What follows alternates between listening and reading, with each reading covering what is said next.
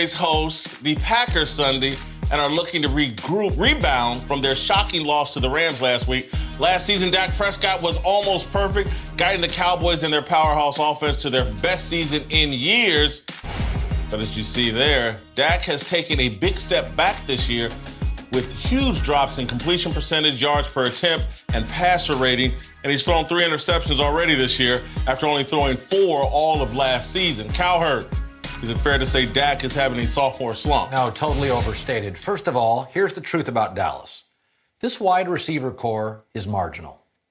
It's marginal. And it was awesome last year. No, it wasn't. Oh. The running game was great in the O-line. They have a 35-year-old tight end, going to be a Hall of Famer, but he's a 35-year-old tight end.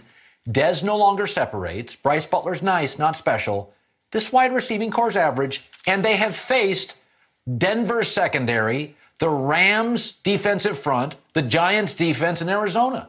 These numbers are all going to improve this weekend when they face Green Bay's defense and Green Bay's secondary. This is all about who they faced and what they've become over the last 12 months, which is marginal on the perimeter. Listen, we all came into this season, and I was the big proponent. I thought Dak was going to step up.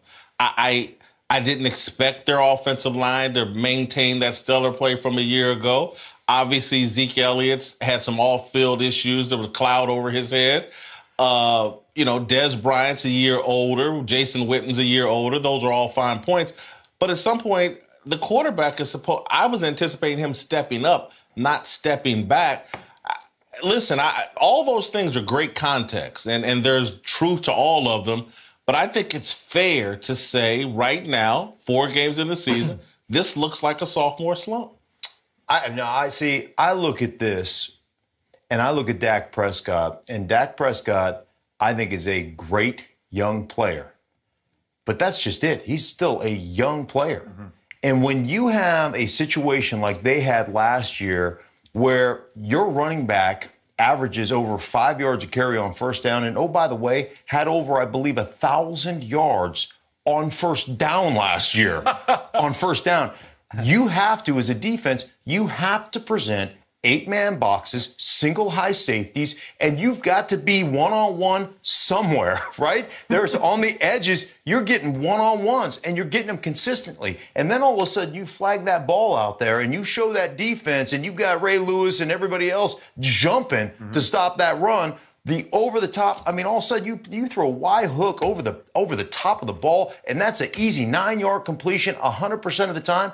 It's different right now. They're not running the ball like that. They're not dominating the line of scrimmage. They're not always getting 8-man fronts. This is the learning curve that he's going through right now, and you know what? That sounds like a slump to me. No, it ain't no slump.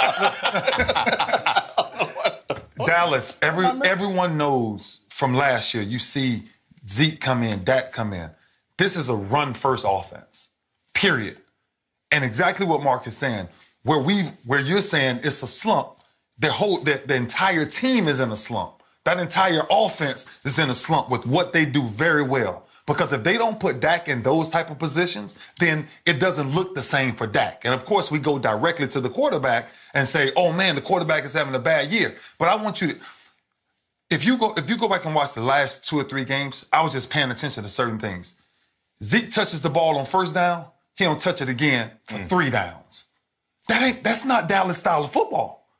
Dallas style of football is get that beast running. Yeah. And once you get him running, everything starts to change for the Dallas. They are a run team. Right. They are a run team. But when you average 5 yards a carry on first down, you know what's open? Your entire playbook is open, right? When all of a sudden it's second down and 11, you're in trouble. Left guard, the change in left guard that's really hurt them. Right tackle. Mm-hmm. And I know Collins is a beast when he was inside. He's struggling out there. When you get out there in the water, there's I know I was a pretty good guard. I know if I went out in the water, I wouldn't have lasted very long in the NFL. Mm-hmm. I couldn't play out there. There's stats I always look at. Yards per play. Dallas is 12th. Considering you face Denver, Rams, Arizona Giants, not terrible. That's a big Vegas stat. Also, 3 and outs. They're among the lowest in the league. They faced Denver, Arizona Giants. Green Bay, you just watched this weekend. If you told me there's going to be a blowout in the NFL this weekend. I tell you, Dallas, they're going to commit to the run, and they're going to face, for the first time in a month, a defensive line they can push around a little. The guy was the talk of the NFL, Rookie of the Year. He was everything. And so are things not as efficient around him as they were a year ago? Is it not an unreasonable expectation for your quarterback to plug some of those gaps and to, while you're playing this tough schedule, while you're figuring things out with your offensive line? That's what we expect out of quarterbacks. We do expect that, but you ask anybody who coaches in this league, they'll tell you a quarterback doesn't really know what he likes and what he doesn't like until he experiences it all and takes about